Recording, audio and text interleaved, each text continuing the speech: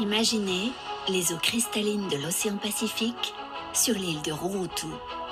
Un spectacle rare et magistral se déroule chaque année entre juin et octobre. Les baleines à bosse, après avoir parcouru des milliers de kilomètres depuis les eaux froides de l'Antarctique, rejoignent cet écrin paradisiaque pour donner naissance à leurs petits. Ce voyage millénaire, poussé par l'instinct, est l'une des plus grandes migrations de la planète. Un rituel de survie inscrit dans leur ADN depuis la nuit des temps. Sous les vagues, elles glissent avec grâce, des créatures massives et majestueuses. Leur chant puissant résonne, un appel mystérieux qui traverse les profondeurs, un langage ancien et encore énigmatique.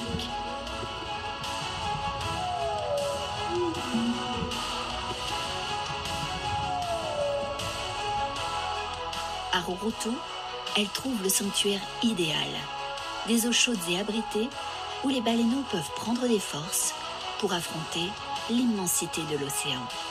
Un spectacle unique. Ce sont les baleines à bosse que l'on observe à Rurutu et en Polynésie française du mois de juillet jusqu'au mois de novembre parce qu'elles viennent de l'Antarctique où elles se nourrissent pour venir ici pour mettre bas et se reproduire.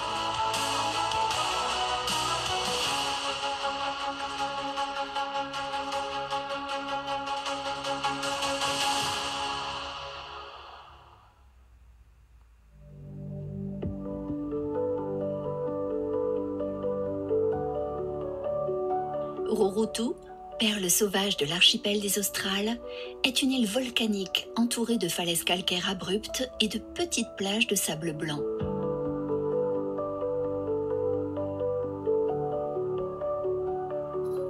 Sa géologie unique, façonnée par les siècles, dévoile des reliefs accidentés et des grottes spectaculaires où les falaises de calcaire ont été sculptées par l'érosion.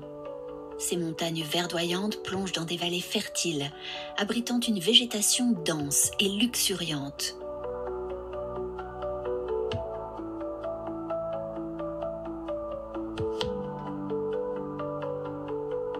Sur la terre ferme, Rurutu abrite des plantations de taro, un aliment de base pour ses habitants, et des forêts de pandanus, d'où l'on extrait des matériaux pour l'artisanat local.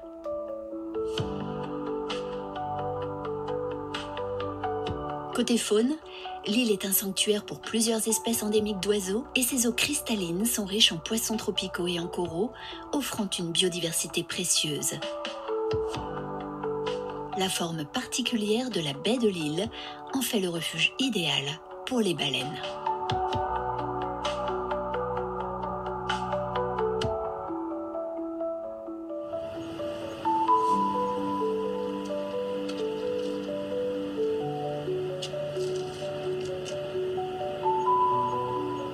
À Rurutu, on observe beaucoup de baleines à bosse parce qu'elles arrivent de l'Antarctique, donc du sud. Donc ce sont les premières îles de la Polynésie, qui est l'archipel des Australes qui est au sud de la Polynésie.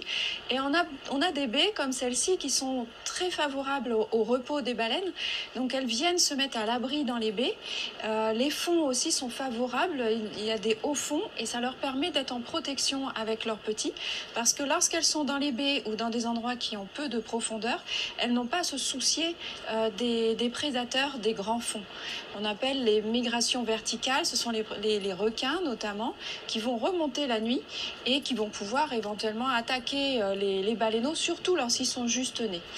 Après, quand ils sont un peu plus gros, les baleineaux ont quand même comme principal prédateur les orques, que l'on peut observer aussi aux Australes.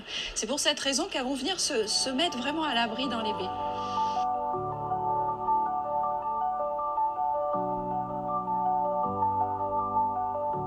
Et elles viennent en Polynésie pour se reproduire et mettre bas et passent beaucoup de temps à se reposer puisqu'elles ne se nourrissent pas. Et quand elles ont mis bas, elles vont éduquer le petit et lui assurer une protection.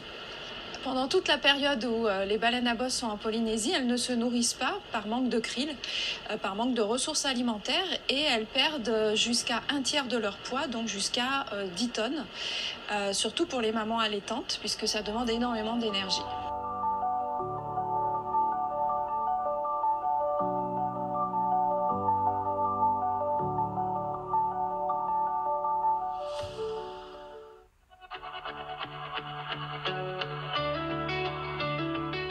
Les premiers habitants de Rurutu étaient des navigateurs aguerris, arrivés il y a plusieurs siècles, guidés par les étoiles et leur connaissance de la navigation traditionnelle.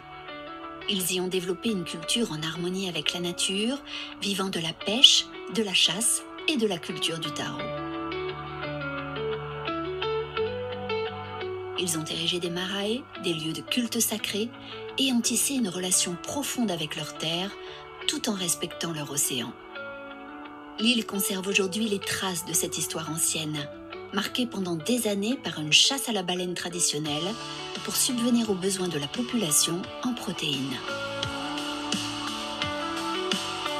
Pour observer et protéger les baleines, Agnès s'est aussi intéressée à la chasse ancestrale à Rurutu, qui s'est arrêtée en 1959. Rurutu aussi a arrêté de chasser la baleine. C'est lors de la dernière chasse à la baleine. Ils ont eu du mal à ramener la baleine parce qu'il y avait du vent, des vagues. Alors, qui fait qu'ils ont découpé ce qu'il fallait pour leurs besoins, mais le reste de la baleine était gaspillé. Ils se sont dit, bon, c'est fini. C'est un signe qu'il ne faut plus. Et longtemps après, il y a eu ce moratoire empêchant les gens de tuer les baleines. C'est ça.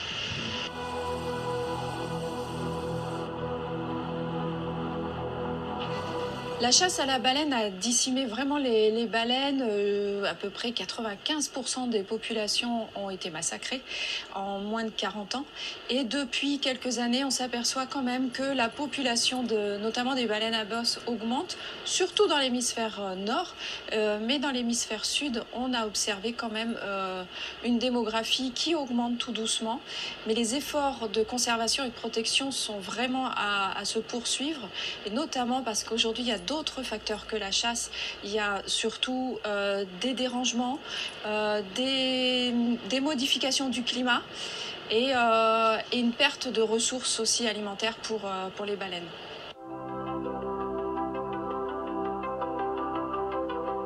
Agnès Bennett est une figure emblématique de la préservation marine en Polynésie et elle se rend régulièrement à Rurutu. Passionnée par les géants des mers, elle a fondé une association dédiée à la protection des baleines. J'ai la chance de travailler dans ma passion et la majorité de mes études correspondent à l'éthologie, qui concerne l'étude des comportements des cétacés. Avec une équipe de bénévoles engagés, Agnès mène des actions de sensibilisation auprès des habitants et des visiteurs. Elle organise des programmes d'observation et travaille en collaboration avec les scientifiques pour mieux comprendre et protéger ces animaux fascinants qui viennent se reproduire en Polynésie.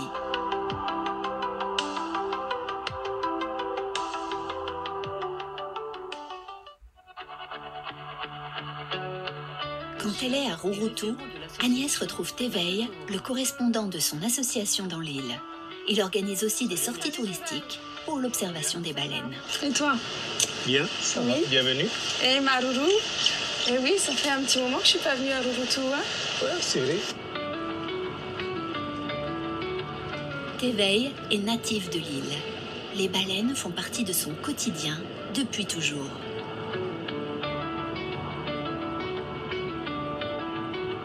Teveil le sait, l'homme ne doit pas déranger les grands cétacés lors de leur venue.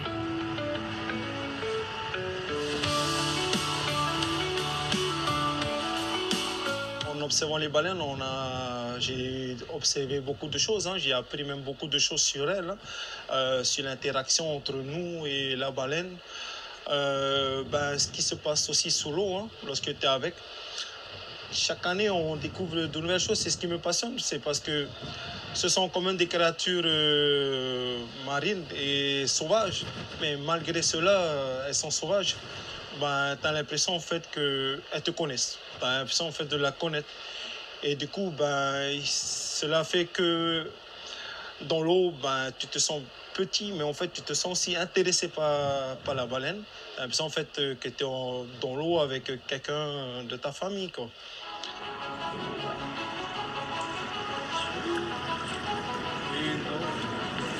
C'est que en fait le but le but de l'observation, c'est pas de déranger la baleine, tu vois. C'est de les approcher, ouais, tout doucement, tout ça, mais c'est que tout le monde ait la chance aussi de l'observer dans l'eau. Alors c'est pour ça en fait que voilà, on travaille ainsi, quoi.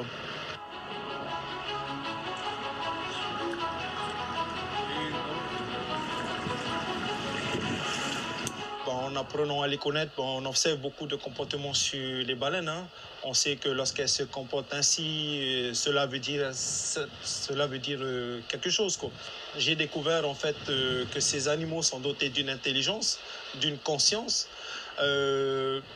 L'intelligence, parce qu'en fait, si tu veux, les baleines, elles apprennent aussi à nous connaître, hein, dans l'eau, parce que, comme je disais, en fait, une baleine, ça s'approche, il faut essayer de gagner sa confiance, tout comme elle, quoi. Elle essaie aussi de gagner notre confiance.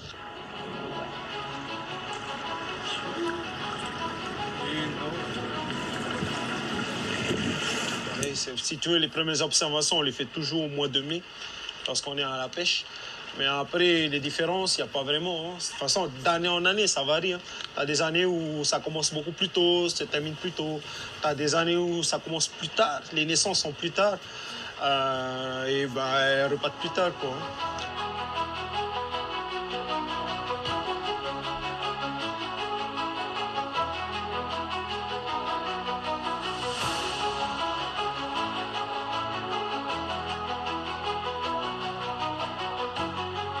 Toujours intéressant, hein. Surtout de savoir leur parcours, hein. Parce que bon, on sait entre l'Antarctique et la Polynésie, si elles font la ligne directe, on a au moins 7000 km. Bon, on sait très bien qu'elles ne font pas que 7000 km, quoi. Elles doivent parcourir beaucoup, beaucoup plus, quoi. Et c'est vrai que la migration, c'est... Ouais. Bon, ça m'intéresse en fait de savoir en fait quel parcours elles font. Est-ce qu'elles vont longer les côtes de d'autres pays ou d'autres îles sur leur chemin, quoi. C'est vraiment l'objet de cette étude qu'on va faire. Et un des objectifs, c'est de tracer les couloirs migratoires pour éviter les collisions. Dans ces latitudes sud-là, il y avait énormément de trafic et c'est important de cartographier les routes migratoires des baleines et pour indiquer en fait aux bateaux de faire attention à tel et tel endroit. Vraiment, il y a des objectifs scientifiques et des objectifs écologiques. Donc pour aider à mieux comprendre tout ça.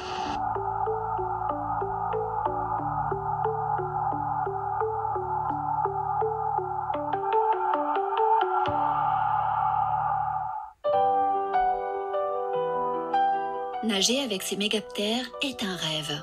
Un rêve réalisable, mais un rêve très encadré.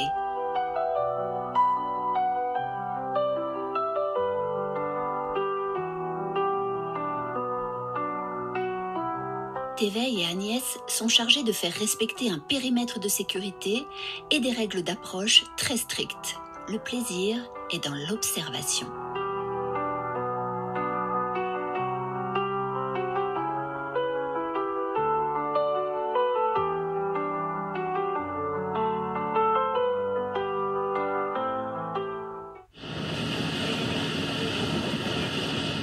Pour étudier et recueillir des informations sur le comportement des baleines, Agnès enregistre les sons qu'elles émettent et leur chant avec son hydrophone depuis de nombreuses années. On va vérifier s'il y a un mâle chanteur. Et même s'il est un peu loin, on pourra l'entendre parce que dans l'hydrophone, il y a un amplificateur. Donc on va mettre l'hydrophone dans l'eau et on va écouter. Pour les études en acoustique, on a besoin d'avoir vraiment de la profondeur pour éviter d'avoir les nuisances sonores à la surface. Et ensuite, on compare les différents chants en fonction des populations dans les océans. L'océan Indien, l'océan Pacifique, ce ne sont pas tout à fait les mêmes chants. Ils ont une signature acoustique qui est assez repérable du coup.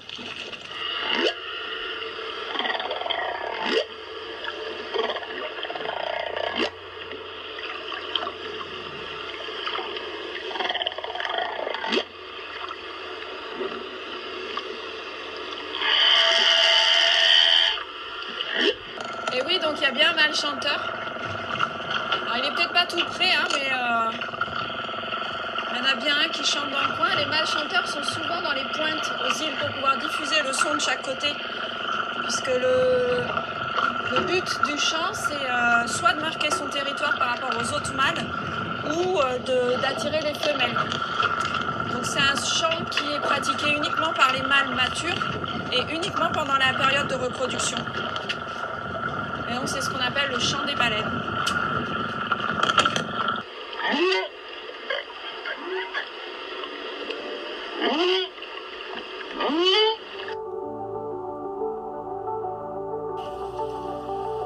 De retour dans sa pension, Agnès analyse et compile ces données pour aller toujours plus loin dans la compréhension des comportements.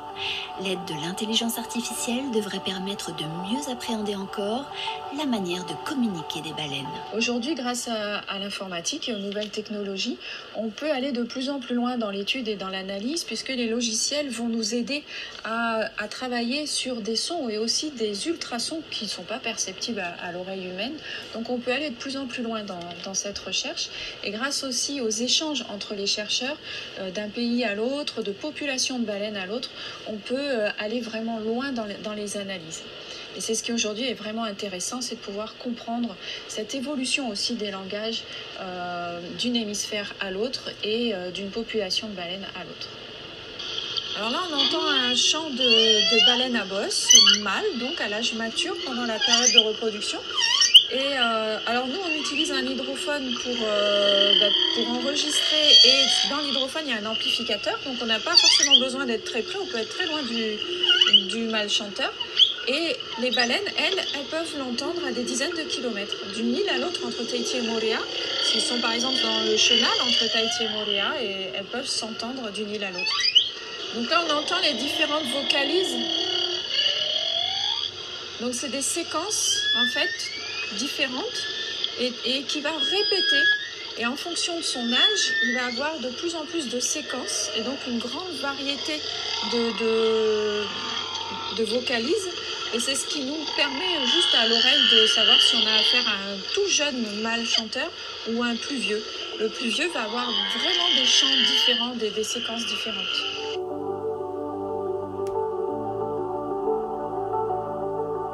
Et on peut parler des principaux comportements aériens parce qu'en fait ça correspond chez la plupart des cétacés, y compris la baleine, à la communication entre les congénères. Alors on étudie les comportements des baleines à bosse parce que effectivement ça correspond à une communication. Il y a deux façons de communiquer pour les baleines et les autres cétacés, c'est les comportements et aussi de la communication acoustique. Donc il y a plusieurs évidemment comportements sous l'eau et aériens. Et ce dont on pourrait parler des principaux comportements qui sont assez représentatifs quand on sort voir les baleines. On a le saut, une frappe de caudale, parfois des frappes répétées, le motorboating aussi qui est très impressionnant et la posture de l'espion qui est très particulière.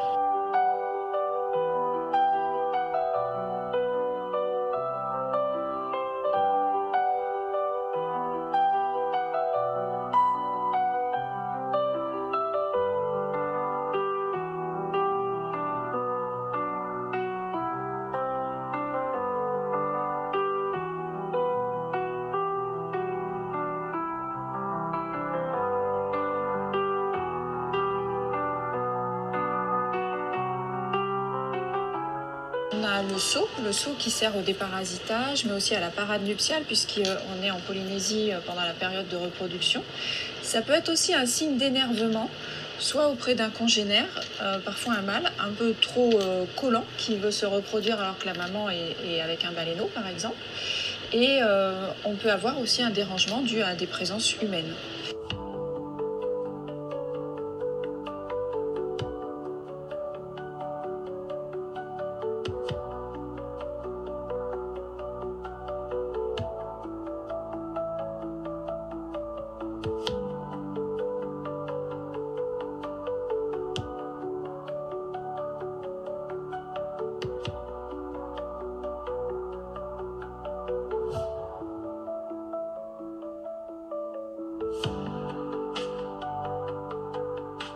Alors ce qu'on peut voir aussi lorsqu'on est en bateau, c'est la baleine qui va frapper avec sa nageoire caudale à la surface de l'eau. Elle peut le faire une fois ou elle peut le faire vraiment de façon très répétitive. Alors ça peut être une communication avec ses congénères et notamment avec les mâles pour indiquer qu'elle refuse de se reproduire. Et ça peut être aussi un signe d'énervement pour communiquer avec un congénère ou un dérangement d'une présence humaine.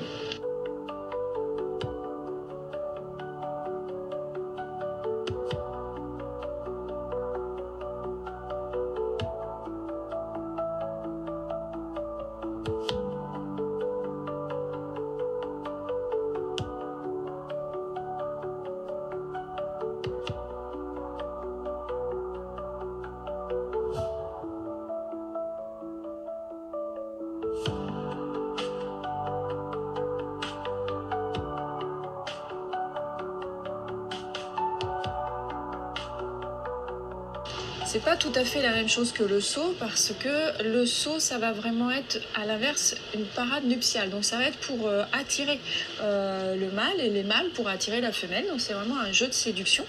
Alors que lorsque la femelle, par exemple, frappe plusieurs fois à la surface de l'eau, ça va être à l'inverse pour refuser la reproduction. Et en fait, tout ce qui va nous permettre d'analyser l'éthologie, donc le comportement, et d'en déduire quelque chose, c'est vraiment en fonction du contexte. Donc on doit passer beaucoup de temps à observer le contexte pour comprendre en fait et décoder le langage de la baleine.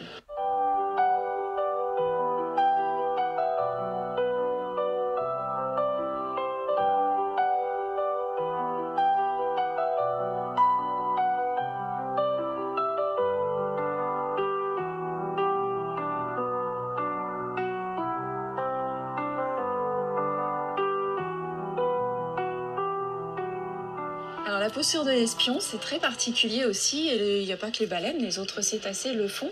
Ils se mettent debout à la verticale et font l'espion et regardent ce qui se passe à la surface de l'eau. Parce que les baleines, comme les autres cétacés, voient très bien à l'extérieur de l'eau et sous l'eau. Donc ils observent en fait ce qui se passe à l'extérieur.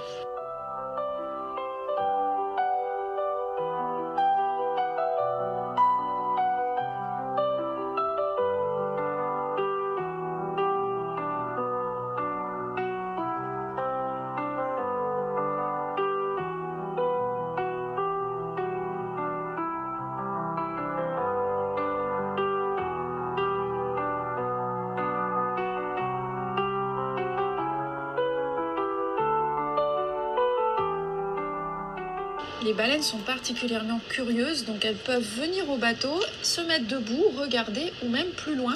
Si elles sentent une présence, elles vont vouloir l'identifier. Donc elles vont sortir la tête de l'eau et elles vont regarder tout autour d'elles ce qui se passe.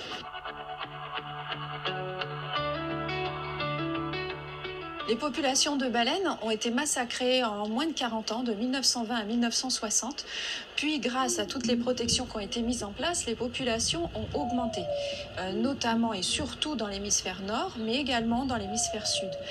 En revanche, aujourd'hui, on s'inquiète par rapport à d'autres facteurs, comme le changement climatique, avec une baisse des ressources naturelles.